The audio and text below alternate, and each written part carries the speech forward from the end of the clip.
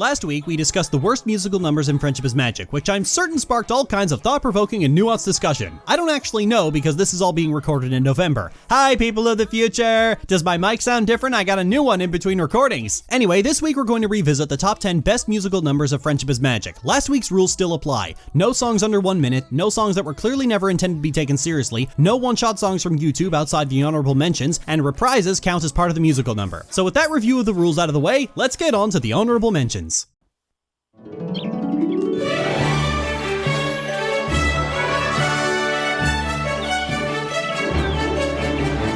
Morning in Ponyville shimmers, morning in Ponyville shines, and I know for absolute certain that everything is certainly fine. I love to make you grin, grin, grin. Yes, I do.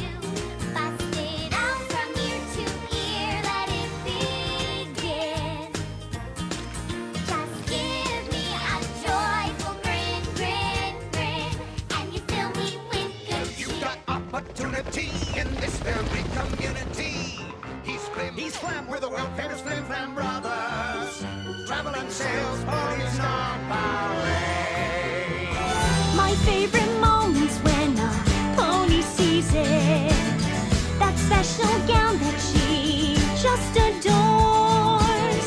That pony's now in style, my heart rips so worthwhile. Oh yes, it makes my heart just soar.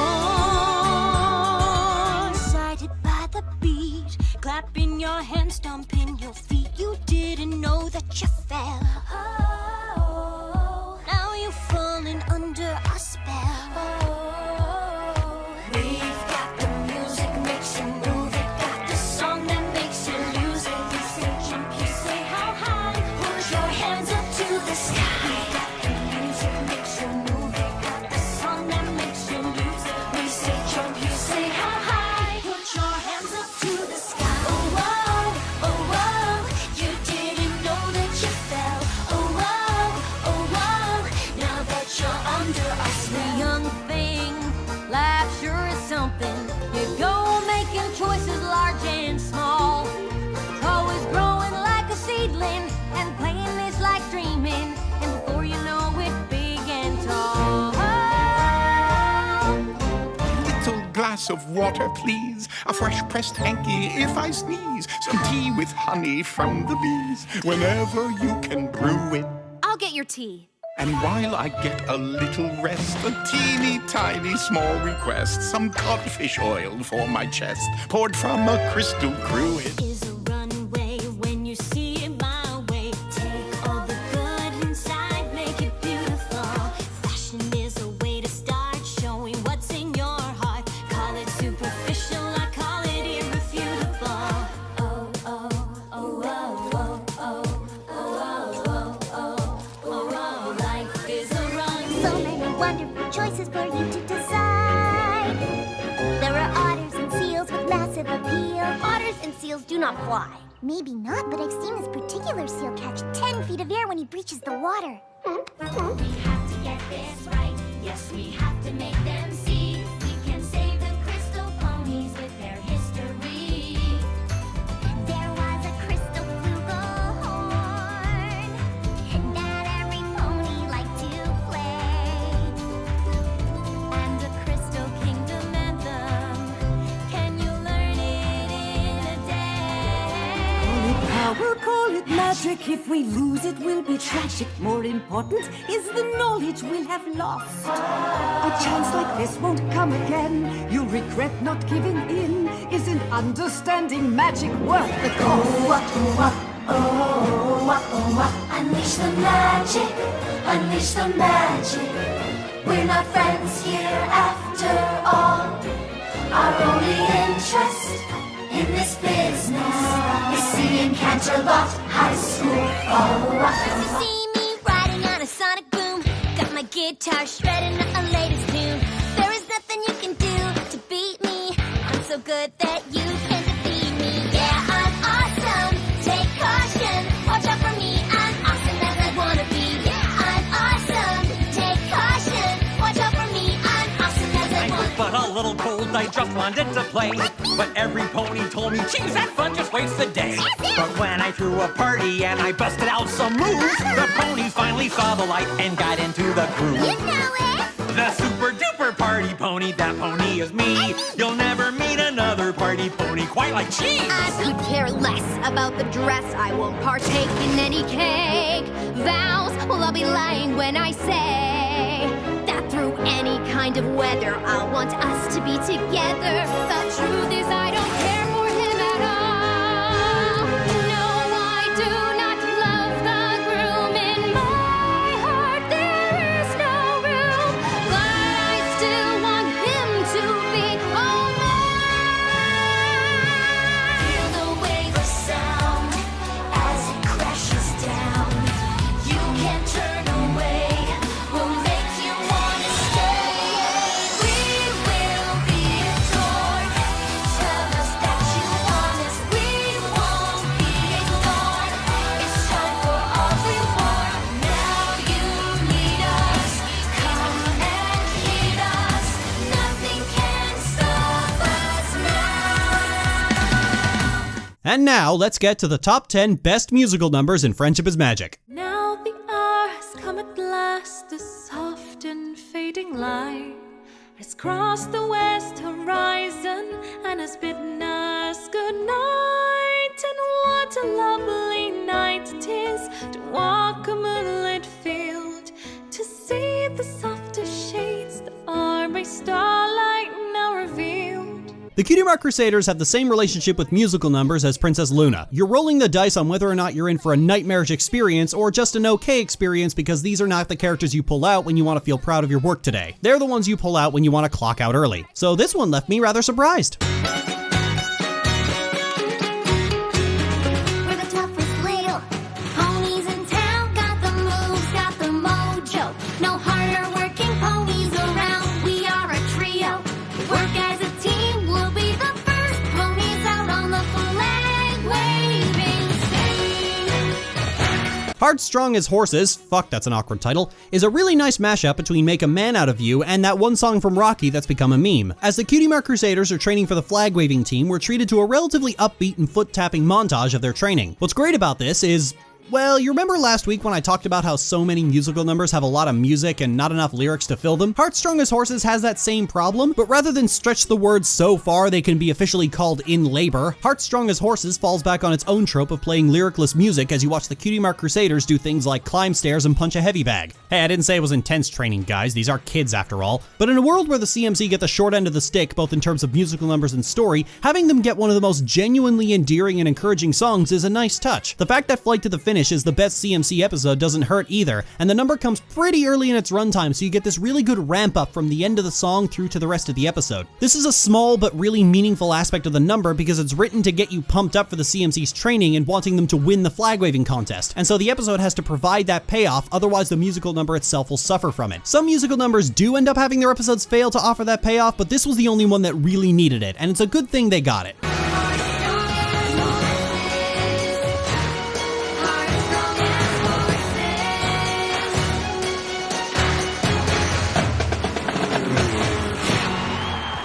So why is it that now, when all is quiet and at rest, when candles glow and all the world is at its very best? You know, I'm in a bit of a bind here, because I'd originally meant for number 9 spot to go to Unleash the Magic, but I got carried away last week and already said everything I wanted to say when I was contrasting it with Stand Forever Free, so now I'm stuck with an empty spot.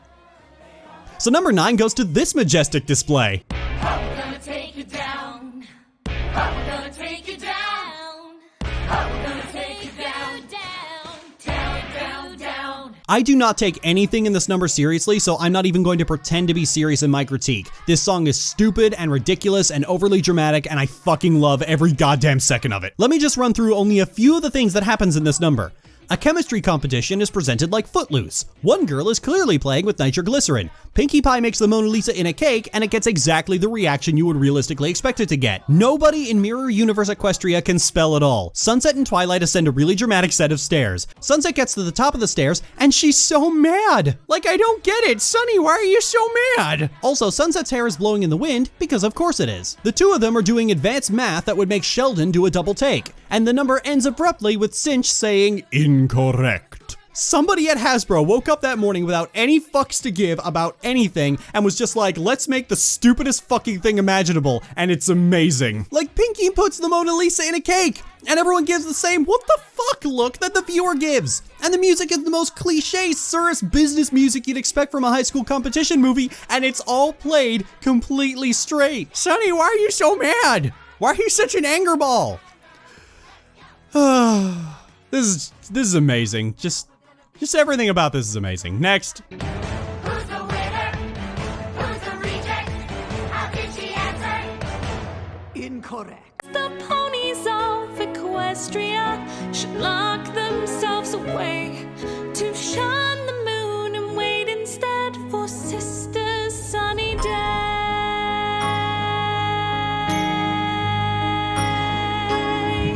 Okay, so funny story. I was originally gonna put this song at number 1 as a fake out before going to the actual number 1, but then something occurred to me. I've never actually listened to this number before, and my only knowledge of its supposed terribleness comes from testimonials from the rest of the fandom. Both of those facts immediately set off warning lights in my head that I should probably sit down and listen to it, and holy shit was that good. Would you say I'm a hero, glorious and brave? If I told you something you wouldn't believe, that sometimes I'm scared and I can make mistakes, and I'm not so heroic, it seems. Okay, let's get the obvious thing out of the way. You can't cure racism by singing, Lily. That's true, but Friendship is Magic is philosophically against punitive beatings across the head and neck, so I'll take whatever I can get. What I like about this number is the simplicity. Spike is making what is effectively a desperate plea to a whole host of armed guards to not kill his friend. I mean, just the imagery of all these heavily armored guards jumped up and twitchy around a single changeling is about as on the nose as you can get considering the episode's themes. I do remember Silverquill once saying that he didn't see the episode as analogous to real-world racial prejudice because in Friendship is Magic, the prejudices are accurate to the races in question, and Jesus fucking Christ, I'm gonna need a whole separate video to cover how creepy and disturbing that statement is. I mean, Dababu likes Thorax, so clearly you're full of shit. But in regards to the episode, and by extension the musical number, there were two kinds of people. The people who saw the blatant and unapologetic connections to real-world racism, and the people who were angry that the zealous bigots were stopped. But themes aren't the only thing that make a good number, they're just the most important. I gotta say, I can't remember ever hearing a very soft, gentle ballad like this that wasn't just a throwaway song or a joke. Spike has a really soft voice that I didn't think I would love as much as I did. The soft piano's a nice touch too. Nothing in this number feels like it's trying to bait positive praise from the terminally dense. Otherwise Luna would be singing it. It's exactly what it needs to be to give off the presentation of a child begging the police to please don't kill my friend. It's nice, it's just a nice song. And I know what you're gonna say, yeah, but it's so cringeworthy. Well, so are you, and you still got to be in the video. So if day can turn to night and the darkness turn to light, then why can't we imagine? Just why can't we imagine? Then why can't we imagine a changeling can change?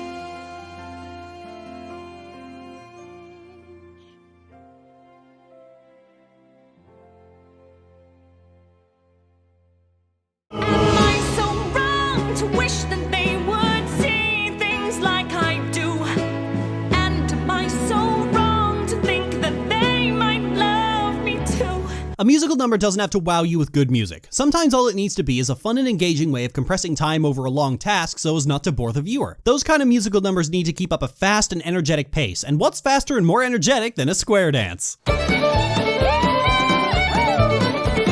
Raise it far, raise it far. 1, 2, 3, 4. Together we can raise it far. 1, 2, 3, 4. Up, up, up, go to the beam. Hammer those joints, working team. Turn around quick by the right elbow. Grabbing his partner, here we go.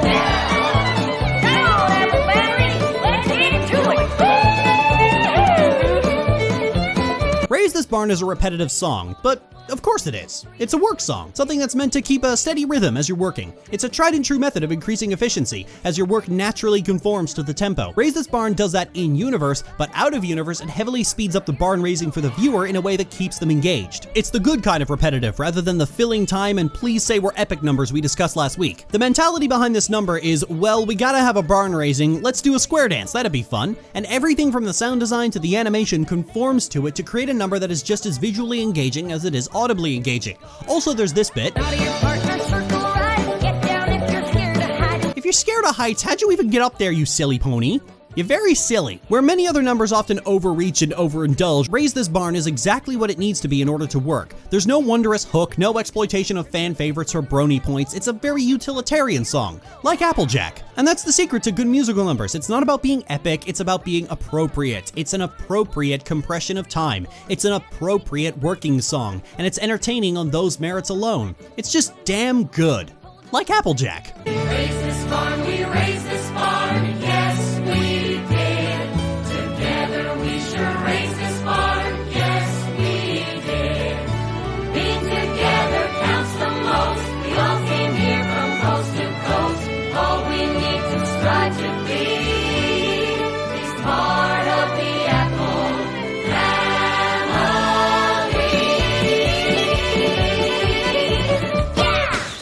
Why shouldn't they adore me? Is it not within my right? I'll not be overshadowed. Mine is not the lesser light. Doing this list made me realize that I really like contrasting duets. I like two ponies effectively having an argument in musical form. Stop the Bats, Find a Pet, hell, I even love them when the episode they appear in is complete garbage. Here's what I know. If you want to succeed, you must follow the trends, that's the key. If you want to show that you've got what it takes, you must be what they want you to be.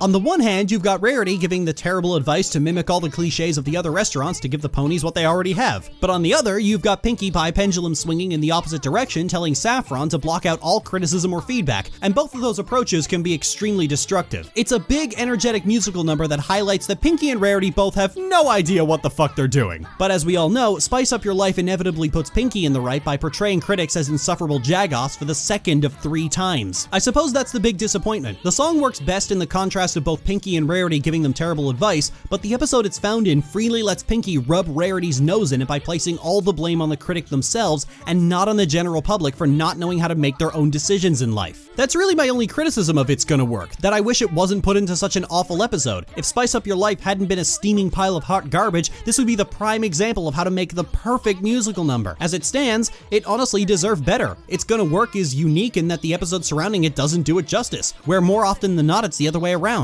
It sets sky-high expectations that the rest of the episode couldn't deliver on. If there was ever a measure of good quality, a high benchmark should definitely be it. It's gonna work, I know it's gonna work. It's gonna work out just fine, trust me. It's gonna work, I swear it's gonna work. It's gonna work out just fine, you'll see.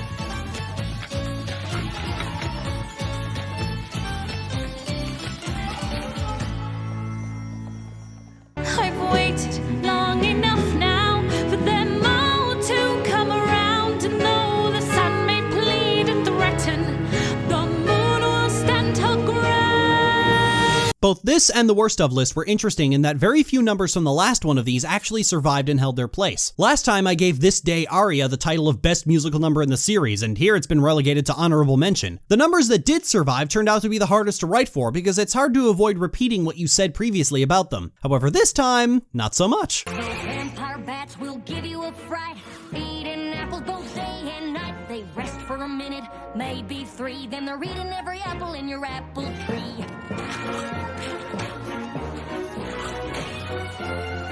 Stop the Bats is unique in its duality. Duets are not rare in Friendship is Magic, but rarely do they ever truly play with the idea of a duet to shift tone, theme, and overall message. Applejack is intense, overpowering, and violent, while Fluttershy is soft, gentle, and sycophantic, which is an actual word no matter how many unhinged creatures pretend otherwise. I especially like what they do with the visuals in this number, especially the way they play with color grading for each duet. Applejack is muted and with considerably less contrast, like a Tim Burton movie or a superhero movie directed by an insecure man-baby, while Fluttershy's lines are filled with increased bloom and white balancing. The bats themselves even get this treatment, being drawn as demons in Applejack's perspective and adorable fluffy baboosh in Fluttershy's. This goes hand in hand with the theme of the episode. Of course Applejack wants to destroy the bats, they're directly damaging her livelihood. They are an immediate and dangerous threat to her business. Fluttershy is motivated by her sympathy for animals, but the potential benefits she tries to goad Applejack with are something that will take a long time to see. She's making Applejack to endure a lot of hardship for the chance of long-term gain. That's not an easy sell, and it's not a theme the episode ever fully capitalizes on, as they go with a magical solution and the episode has to pull an artificially negative consequence out of its ass. Like It's Gonna Work, Stop the Bats is not done justice by the episode it appears in. It presents a conflict between Applejack and Fluttershy and then immediately drops it in favor of manufactured magical malevolence. What I like about it is that it's a two-sided debate. You know, the real kind, not like in real life where you just pretend two sides are equal even when they clearly aren't. Duets are rarely confrontational. They're either harmonic or two people singing in different places. The animosity of Stop the Bats is intense, and the sheer aggression on display from Applejack and later the rest of the main six is amazing.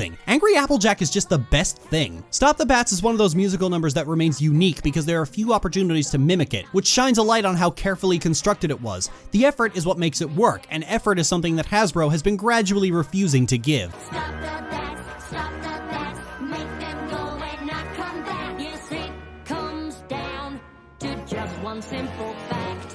They've crossed the line, it's time that we attack. It comes to this at last, I will no longer yield the sky. If they cannot love but one princess alone. I had already finished the worst musical numbers list before the My Little Pony movie had been released, which is why you'll notice a distinct lack of Open Up Your Eyes on there. So I had resolved to flat out omit the film's numbers from this little mini-series. Unfortunately, as I was writing out every other number and looking for songs to single out, one from the movie kept coming back to me and I just could not shake it out of my head. I'm the friend that you need when you're lost and don't know what to do. I'm your pal, your amigo, useful and resourceful too. And my help, you'll concede, is a plus, guaranteed. You can call and I'll come running, just follow my lead. Nothing spells friendship quite like luring you into equine trafficking. This number is like if Friend Like Me were sung by Jafar. Here we've got a suave and charismatic rogue who befriends a bunch of naive equestrians, and it's not clear at the start, but you know he's up to something sinister. And then toward the end, you get the big broadcast that he intends to sell the main six into probably slavery. The whole number gives you this unsettling feeling even before you realize that Capper has duplicitous motives. And it's especially noteworthy because, well, this isn't what My Little Pony does. My Little Pony is a world where everyone is very clearly a friend and everyone who doesn't cackles like Maleficent, and even the villains who do get portrayed as sympathetic have all the outlandish evil as the ones who don't. They don't have characters this slippery, especially not before they establish that they have ulterior motives. It goes without saying that Capper is the high point of the movie, and his number is the only one that grabs and holds the viewer's attention, while every other number is either just okay or puts you to sleep through sheer boredom. I'm honestly disappointed that the movie didn't spend more time with Capper in the city he's found in. It's a hell of a lot better than those fucking pirates, I'll tell you that. Just look at the face on him when he's burning things with Spike's fire. That's fucking amazing. I want there to be another movie just to see more of this guy. I'm the Friend That You Need was surprising is the word I would use. I was not expecting something this good from the My Little Pony movie, especially since the rest of the numbers all feel like they were written by someone else entirely. It's certainly the most unique song in the entire series, entirely by that creeping feeling you get through most of it that something is just not quite right. And I know it's weird for me to point this out, but Capper's singing voice is just amazing. Just those lovely, silky tones give me a tingling sensation right in my... Moving on. 'Cause I'm the friend that you need when you're lost and don't know what to do. I'm your pal, your amigo, looking out for friends like you. And my help, you'll concede, is a plus, guaranteed. Just call and I'll come running, we'll say it's agreed. 'Cause I'm the friend you need. He's a friend, such a friend. He's a friend indeed. See, the moon is rising. She has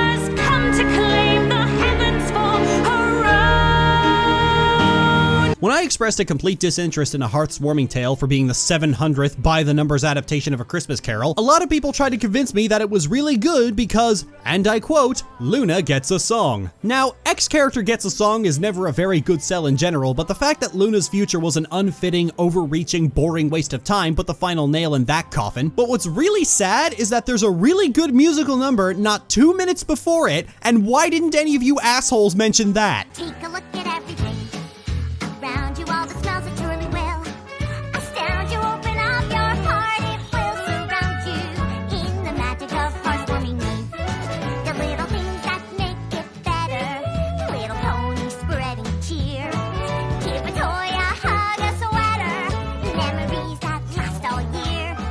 When I watched A Heart's-Warming Tale for the top 5 of season 6, I skipped over the songs because I've had that attitude toward Friendship is Magic's musical numbers for a while. But when I went back over this video, I was shocked to hear this absolute gem hiding from me. Pinkie's Present, along with the number 2 and number 1 on this list, are the only times I've been genuinely blown away by a musical number in Friendship is Magic. I love how, unlike so many musical numbers, not a single note is wasted. The song starts at a fast pace and it keeps that pace throughout the entire run. It barely even has a chorus, which is great because nothing gets repetitive. It never feels like someone's trying to fill space. Everything just flows so naturally, much like a lot of the better holiday carols. It feels like a song you'd sing at a party. Everything's just so bouncy and upbeat and it never loses pace. Changeling Can Change's singing is also on point. It doesn't even sound like she recorded it. It sounds like she was singing in the break room and someone turned a microphone on because it's got that don't care, having fun energy and tone to it, where so many singers in the show are trying way too fucking hard to win a Grammy. It's the kind of song that gets stuck in your head, but not in a bad way. I can't describe this song as catchy because catchy songs are repetitive, often really bad songs that are easy to remember because the songwriter didn't put a lot of effort into it. This is the kind of song that's so genuinely fun that you want to learn the lyrics and sing it at a party. You want to put in that extra effort to keep enjoying it because it's just as much fun to sing as it is to listen to. Okay, who the fuck made Luna's future that draggy, please say I'm epic waste of time, and then got fired and everyone was like, let's make the best Christmas party song ever. This song is so much fun that Twilight closes out the musical number by revealing that she was singing it as well, and imitating Pinkie Pie.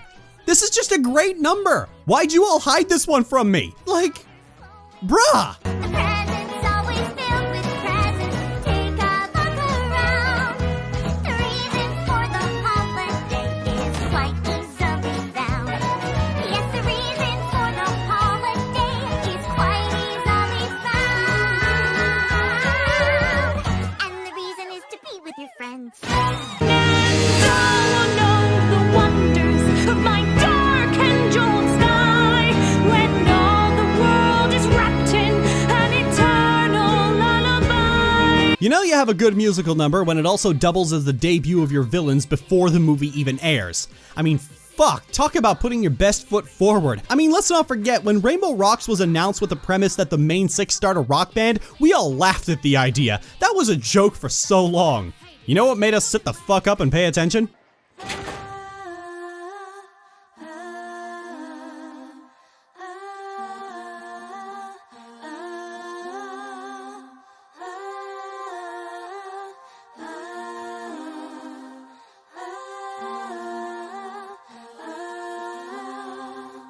We heard you want to get together. We heard you want to rock the school. We've got something that is better. Something that changes all the rules. It's interesting how all the dazzling songs carry this heavy rhythmic bass that's usually the worst thing implemented into any piece of music whatsoever, but considering that these are songs literally about lulling and hypnotizing people into consuming something that is objectively harmful for them, it's a lot more appropriate. It's a song that is perfectly themed, which is a rarity in Friendship is Magic. Every note, movement, and lyric is dual in nature, being both simultaneously enticing and unsettling. It's entirely appropriate considering the mythology of the sirens enticing sailors to their doom. I've said before that I don't see any of their songs as direct one-to-one metaphors for sex appeal in the music industry, because Adagio Dazzle is too smart, cunning, and actually good at singing for that metaphor to work. There's no corporate stooge standing behind her telling her that, no, this is actually totally empowering, Nikki, this is gonna make you a feminist icon, and trying really hard not to laugh. Make no mistake, this isn't sex appeal. This is the closest Friendship is Magic will ever get to outright horror. This is one of the most relentlessly terrifying things put into the series. Battle of the Bands has that important quality of blindsiding you with how quickly the Dazzlings force the otherwise chilled out cafeteria into a swarm of angry and bickering jagoffs. It's a hit and run, where the other two musical numbers from the Dazzlings try to imitate to a much diminished effect now that we've already seen how much damage they can do in such little time. Under Our Spell and Welcome to the Show are encores, but Battle of the Bands is the main event. Or should I say the main event? Huh? Cut that part out. The only real negative about the number is the precedent that it's set. Hasbro's been trying to recapture this magic in their theatrical villains for years. After Rainbow Rocks, villain songs became mandatory in Hasbro's My Little Pony films. The first of these was Unleash the Magic, which, while failing to recapture the genius of the Dazzlings, nonetheless understood the importance of theming in terms of a musical number. The other two, Stand Forever Free and Open Up Your Eyes, were collections of Oscar bait cliches trying in vain to capture that sense of holy shit that the Dazzlings gave. The latter of these two songs is so lazily written that individual lyrics are stretched across entire crescendos in a spectacular display of going through the motions, even to the point of all this epic orchestral music being set to Tempest pacing around a cage. It's a problem Friendship is Magic has had in spades that is compounded by the fact that they still managed to make things like Battle of the Bands, showcasing the difference between an appropriate musical number and a mandated musical number. Battle of the Bands has that wonderful quality of inoculating the more critically discerning viewer against the open laziness of about 90% of Friendship is Magic's music. It is the definition of tough act to follow, not just in terms of musical numbers either. At time of writing, Adagio Dazzle was the last real villain Friendship is Magic ever had. Every attempt after that was merely a variation of I'm sad, feel bad for me. It's genuinely scary just how much of an effect this number and this character have had on how we perceive the rest of the franchise. But hey, it's Adagio. Scary was what we signed up for.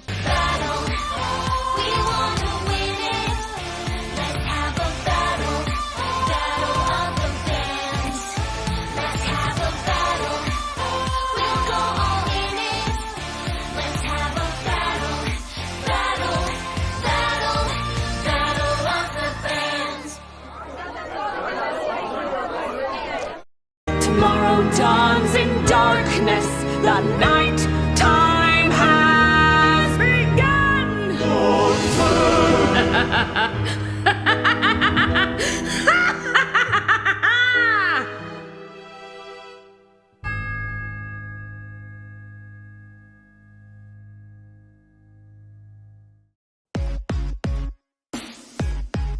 Time for the spectacle, time for the show. The lights are bright and the colors glow.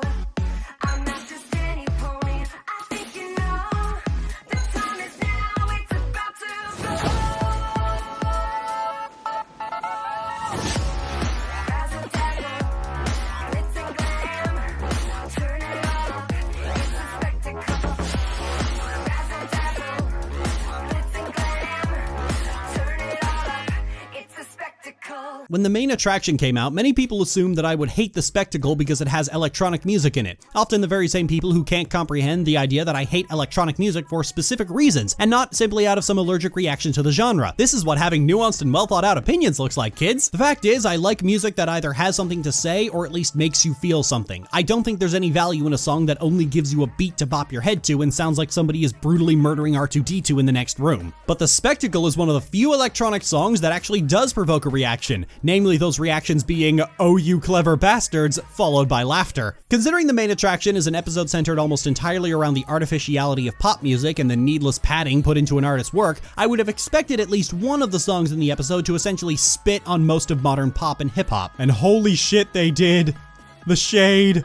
Oh god, the shade! The lyrics to the song are venomous enough, essentially saying, look at all the pretty lights, look at all the shiny things, let me distract you with sparkles and flashes to trick you into thinking something with any autistic merit is happening, you worthless piss hound. You are a cat and I am the laser pointer! Fish are dumb, they chase anything that glitters.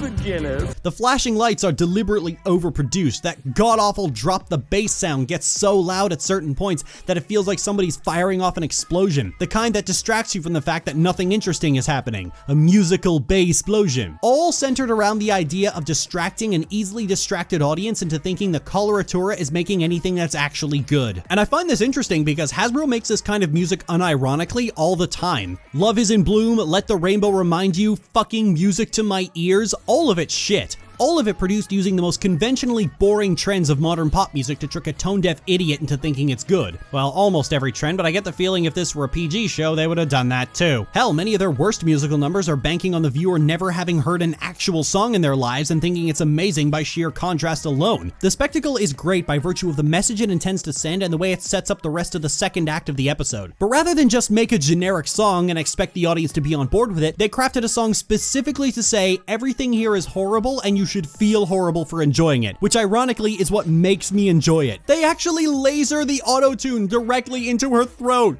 That's fucking amazing! This is the kind of brilliant harmony of songwriting, visuals, and plot points that Friendship is Magic's musical numbers need so much more of. This is what makes most of the musical numbers in the series such a disappointment, because Hasbro so frequently demonstrates how clever they can be to contrast them. If something like the magic inside had happened in, say, Steven Universe, it wouldn't piss me off nearly as much because I expect Sugar's writing to be dry-humping rock bottom. Actually, the magic inside did happen in Steven Universe now that I think about it. Friendship is Magic doesn't get the luxury of low expectations because they keep making things like this, and as a result are constantly saying, yes, we can do better. This is us doing better. This is us wasting your fucking time. The spectacle carries the same delightful charm that the Dazzling's musical numbers have. They're using a creatively bankrupt genre of music to say something not only about that genre, but of the people who are responsible for that genre's success. This is what proper theming looks like and why John Williams doesn't do the music for every film in Hollywood. Is it wrong to say that a song is great explicitly because it shits all over the musical taste of other people? Probably, but the entire episode is shitting all over the musical taste and those same people loved it, and that's why the spectacle is the best musical number in Friendship is Magic.